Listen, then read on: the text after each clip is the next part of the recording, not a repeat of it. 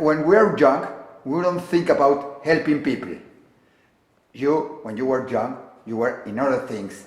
Tell me, what is now the reason to help people?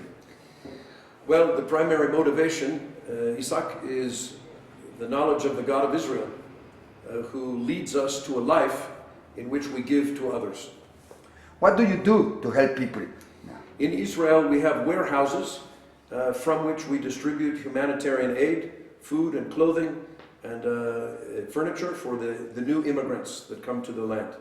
Just for new immigrants, Jewish new immigrants? New immigrants, poor people. We work in close cooperation with the city government, and they bring us the needs of the poor people in the city, and in this way we can cooperate with them. For example, sometimes it came from Russia, from Ethiopia, just now. Where do these people came? They came now from Syria, maybe there are some people coming back. Also from Ukraine. From Ukraine also. Because of the conflict there. So they learn about us, and there are many ways that they can learn about us, and they come, and we are happy to give them aid. What kind of aid? You said furniture, food.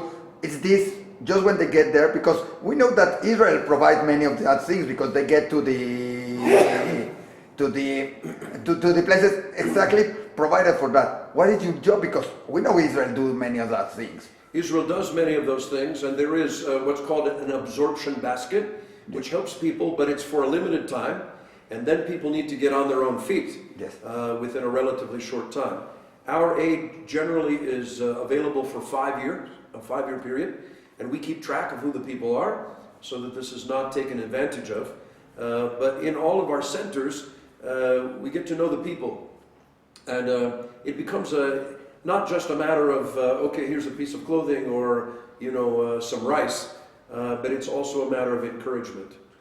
For many people, when they hear what you do, they will say, all right, Israel, it can be the savior for many people, but it becomes also to be let's say naive or to be lazy there and not to do something because you are going to help them anyway and Israel is going to help them. Why to help these people? Why they don't have to start all over with them, with their strength? Why do they need that help? Well, the help that we give, while it is something meaningful and special, it's not so substantial. So regardless of how much help we need, in other words, we're not giving people salaries. We're not paying for their medical bills. Of course, there's socialized medicine in Israel, so this is basically taken care of. No, people have to get on their feet. They have to learn the language. They have to find a job. But many of these families, Isaac, they're coming from a background, particularly from Russia, of engineering and medicine and teaching, and now they're sweeping floors and being security personnel. So there's a great separation, a great distance between what people need to live and what they can get even with these basic jobs. We never think about what is, and you said it, it's the mental change that they have to become. From Russia, it has a very big change because they were, like you say, very cultural, very prepared. They were engineers, scientists, musicians, and they became street sweepers. Helping in kitchens, everything like that. For others, it's like they came from Ethiopia. They were, let's say, poor. They have from Ukraine. They came also with 2 different baggages. How do people react to that? Do you help them with that to be more comfortable in Israel? Well, in that sphere, I have to speak about the spiritual end of things. Yes. And remember, Isaac, that our prophets spoke of a 2-phase restoration in Israel. Tikkun HaOlam begins with our physical return to Israel, Aliyah, but Aliyah is not the complete story because throughout the prophets they speak of a spiritual restoration that happens through someone that they call David, who was of course the Messiah.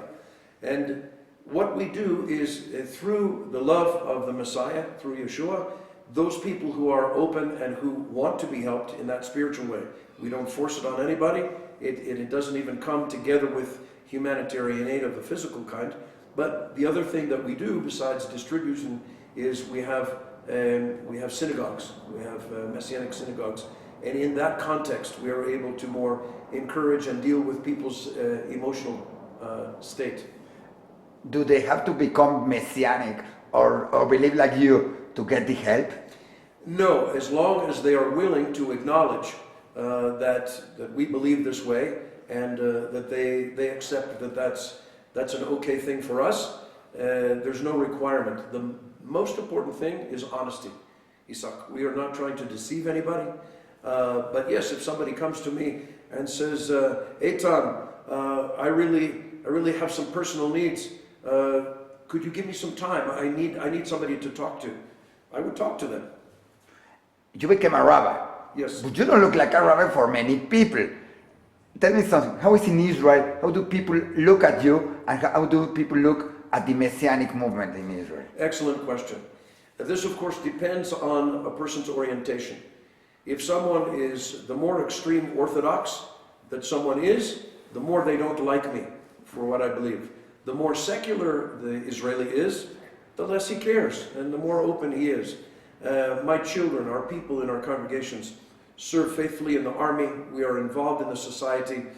We believe in Israel. We are there to help with the restoration of the country. So people respect that, and they have no problem with it. We have experienced some persecution. We were firebombed in 1997 in the middle of the night.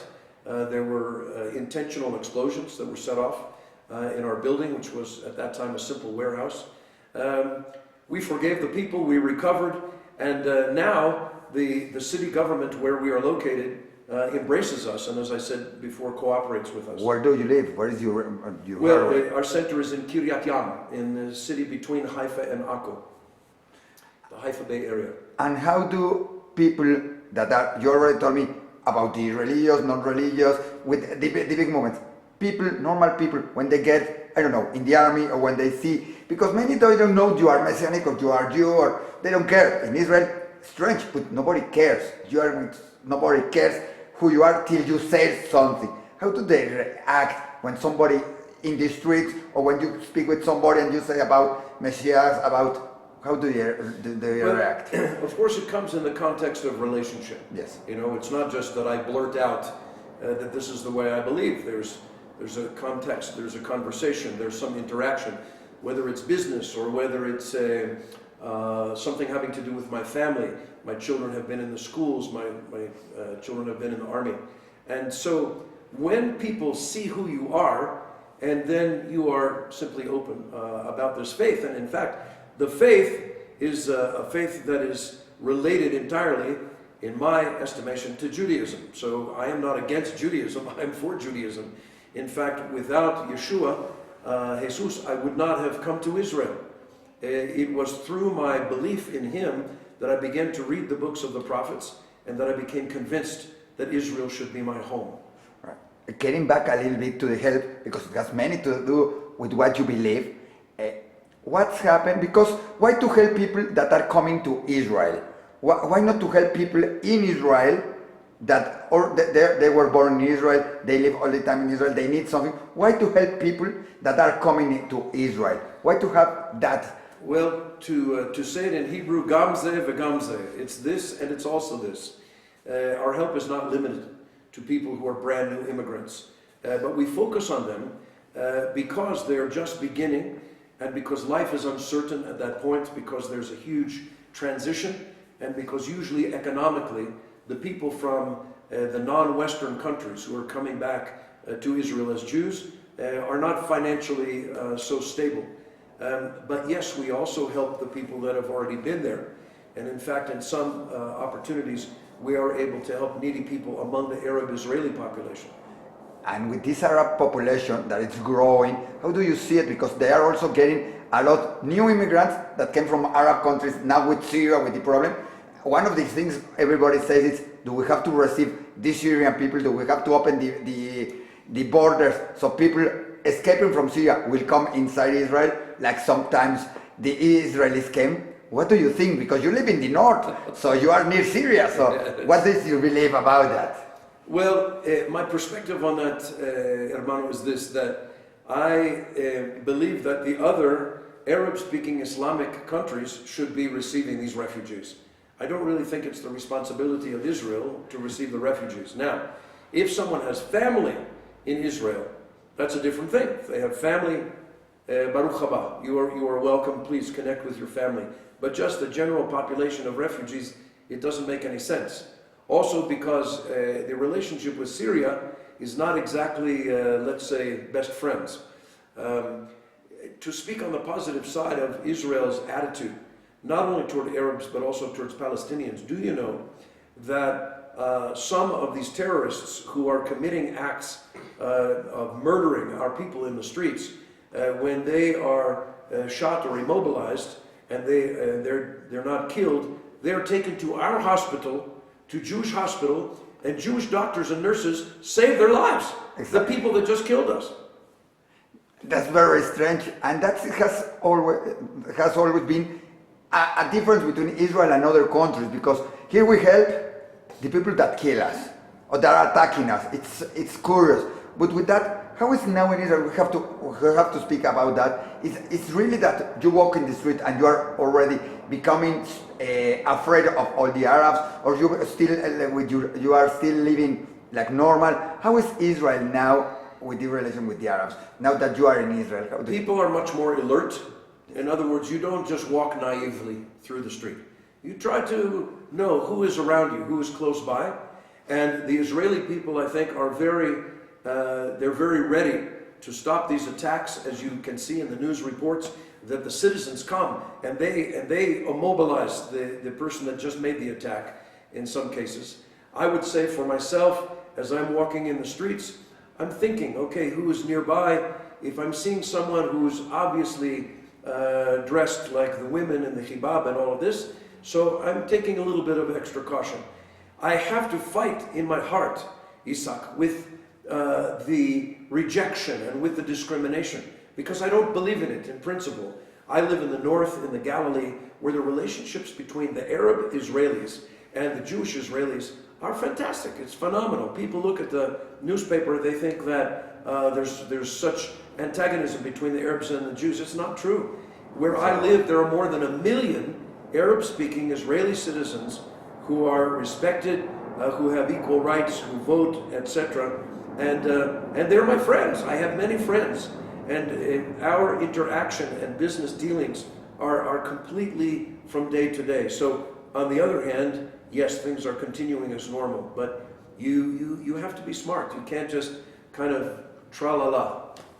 But do you have Arabs working with you in your warehouse, working like friends? Do you do business with them? Do you have friends there with the Arabs? How is it with the Arab and you? You said something about it, but yes. How is it normally with the Arabs in Israel? Because not many people know about it, and you come from there, so... Yes. Well, there's a major difference between the Arab population in the Galilee in the north, where people are Arab Israeli citizens, full citizen, and in the Palestinian territories, where those people are not Israeli citizens, and most of them do not speak Hebrew. The people in the north speak Hebrew. It's part of it. Many of them speak better Hebrew than I do. I was 45 years old when I arrived in Israel. I've been learning Hebrew ever since for these 23 years. But I will tell you a story. Not long after I came to Israel, I started a business with another Jewish immigrant. And in this business, we did begin to hire Arab Israeli workers. And we became such close friends that we were eating in each other's houses. I remember one time as a team, we went down to the beach in Haifa. We had a barbecue together. And that's only one example. I have very, very close friends who are Arab evangelical pastors. And our connection spiritually is extremely deep. There are cultural differences, but Isaac, there are very close friendships that I enjoy, that I consider part of my life in Israel. Do you think that your beliefs that are a little bit different from all Israelis, from many Israelis there, and from a lot of Jews around the world, do you think your beliefs are different from that, and that give you a different perspective of helping or to live in Israel? I believe it does. I take both from the Tanakh and from the Brit Chadashah, from the New Covenant, the ethic of helping people. Yeshua, of course, was all about this. He was continually healing and helping and reaching out with compassion. But this compassion is something that existed in the Jewish mindset and in the Torah of Moshe. The Torah of Moshe that speaks about letting the poor people glean from the corners of the field. And it speaks about not oppressing the poor. And I could name 100 different scriptures that are speaking about this. My motivation comes from the relationship that I entered into with the God of Abraham, Isaac, and Jacob. And for me, it is a great privilege and a joy to be able to reach out and to share physically with the people in need. It's very, very meaningful. And I find that it also speaks about the growth in people's lives. So what we are seeking to do is not only to give, but to train other people to give. From what I know, you have many congregations. You started with one, you have now different places. Yes? How many places there are, and how many people are with you in your congregation? There are 5 locations throughout the Galilee. And All in the Galilee. all in the Galilee. Yes, this is where we have experienced fruitfulness and favor. And we have about 500 people attending the congregations in these 5 locations. Where do these key people came from? How do they get to you? Are they already believing like you, or they believe and they get, for many people will say, converted to you? How do they get there? How do they discover your faith? It's a tremendous variety. Some people have already been believers. Some people have been believers, but they did not yet understand the Jewishness of the new covenant. And Isaac, in our congregation, we have a Sefer Torah, and we read from the Sefer Torah every week. So it's not a church, it's a synagogue. It's a different kind of synagogue.